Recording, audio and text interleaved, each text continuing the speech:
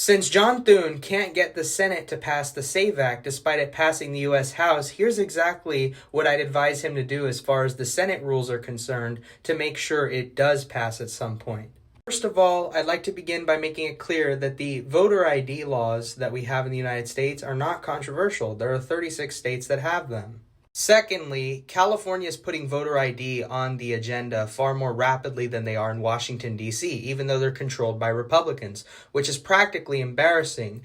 Carl DeMaio is about to submit 1.35 million signatures, which means that the California people will have their say. Given the rules of a talking filibuster, there's no excuse for under-delivering. Now, John Thune can say, well, there isn't time to pass all of our agenda items by the end of the year if we invoke a talking filibuster. But honestly, I'd rather prolong this bill for 10 months and just have this bill get passed than pass everything else. So in the context of this scenario, 47 Democrats would get 94 speeches. They'd get 2 speeches per legislative day.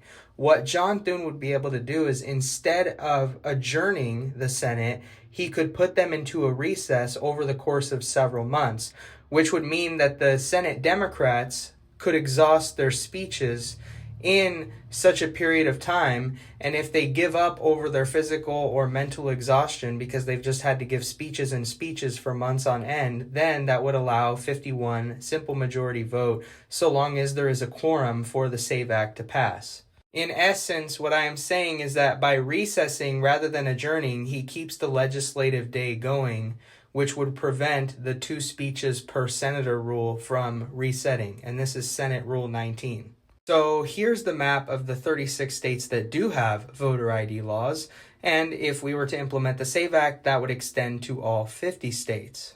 Again, going back to this hypothetical where you have Democrats exhaust all 94 of their speeches, the longest filibuster went 24 hours. So let's just say at best, these speeches all go 1 whole day each. Well, it would only take 94 days, at least days that the legislature is in session, for the SAVE Act to finally get a vote because they concede to the majority.